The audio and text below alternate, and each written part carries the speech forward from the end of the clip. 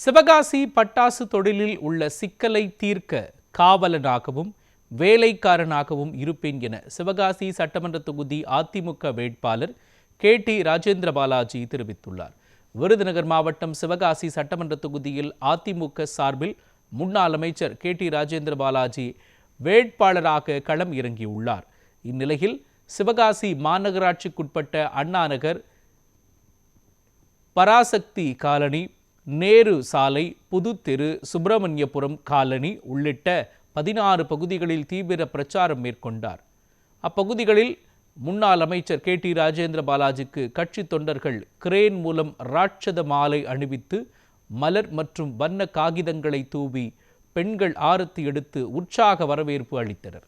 இதனைத் தொடர்ந்து பேசிய KT ராஜேந்திர பாலாஜி, திமுக ஆட்சியில் லஞ்சம் தலைவிரித்தாடுவதாகவும் வரும் தேர்தல் தமிழகத்தின் தலைவிதியை மாற்றக்கூடிய தேர்தல் என்றும் தெரிவித்தார். தொடர்ந்து திமுகவை கடுமையாக விமர்சித்த அவர், ஊழல் பெருத்த திமுகவை வீட்டுக்கு அனுப்புங்கள் என்று கேட்டுக்கொண்டார்.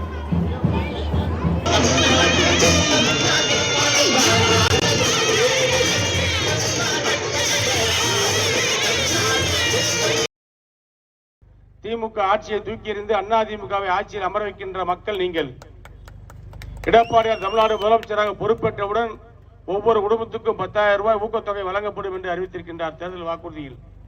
அது மட்டுமல்ல, ஒவ்வொரு குடும்பத்துக்கும் 3 கேஸ் சிலிண்டர்கள், பிரிட்ஜ், குளிர்சாதன பெட்டி, மாதம் 2,000 ரூபாய் ஊக்கத்தொகை, படிக்கின்ற கல்லூரி மாணவர்கள் வேலை இல்லாமல் இருந்தால் 2,000 ரூபாய், +2 முடிச்சிருந்தால் 1000 ரூபாய்.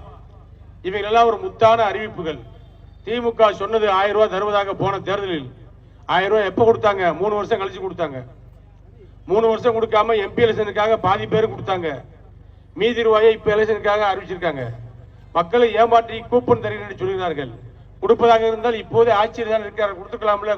கொடுக்க மனம் கிடையாது. அவர்கள் எல்லாம் கொள்ளையடிப்பதில் தான் குறிக்கோளாக இருக்கக்கூடியவர்கள். சிவகாசி மாநகராட்சியை தரம் உயர்த்தியது அதிமுக. தரம் உயர்த்தியது வசதிகளை பெருக்குவதற்கு தான், வரியை கூட்டது கிடையாது. மதுரை மாநகராட்சி, திண்டுக்கல் மாநகராட்சி இவைகளெல்லாம் 10, 20 வருஷம் 30 வருஷம் ஆச்சு. இப்பதான் வரியை கூட்டியிருக்காங்க. வசதிகளை கொடுப்பதற்காகத்தான் மாநகராட்சி மத்தியில போய், டெல்லியில போய், நகர்ப்புற மேம்பாட்டுத்துறையில போய் நிதியில வாங்கிட்டு வந்து வார்காலு, பாலம் பகுதி எல்லாம் செஞ்சு கொடுத்து ஒரு 15 வருஷம் 20 வருஷம் கழிச்சு வரியை கூட்டுதான் நியாயம். 20 வருஷம் கழிச்சு கூட்ட வேண்டிய வரியெல்லாம் இப்ப கூட்டியாச்சு.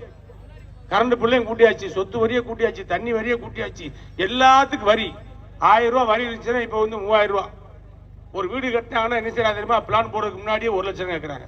பிளான் அப்ரூவல் பண்றதுக்கு மேல கேட்கறாங்களா? யாரு கேட்கறாங்கன்னா மேல கேட்கறாங்க. பட்டாசு தொழில் பூரா வேலையை மூடுறாங்க, பாட்டியை மூடுறாங்க, வேலை இழக்கிற அபாயம். ரைடு தலையாரி ரைடு வராரு, PO வராரு, காவல்துறை இன்ஸ்பெக்டர் வராரு, SP வராரு, DSP வராரு, கலெக்டரேட்ல வராங்க, DRO வராரு, RTO வராரு. தொடர்ந்து ரைடு பண்ணா எப்படி பட்டாசு ஆலை உற்பத்தி பண்ண முடியும், தொழில் பண்ண முடியும்? ஆக தொழில் பிரச்சனை எல்லாம் சரி செய்ய வேண்டும் சொன்னால் காவக்கார மாதிரி, வேலைக்கார மாதிரி உங்களுக்கு பாதுகாவலனாக இந்த KT ராஜேந்திர பாலாஜி நான் இருப்பேன். எனக்கு நீங்க ரிட்டர்ன்ல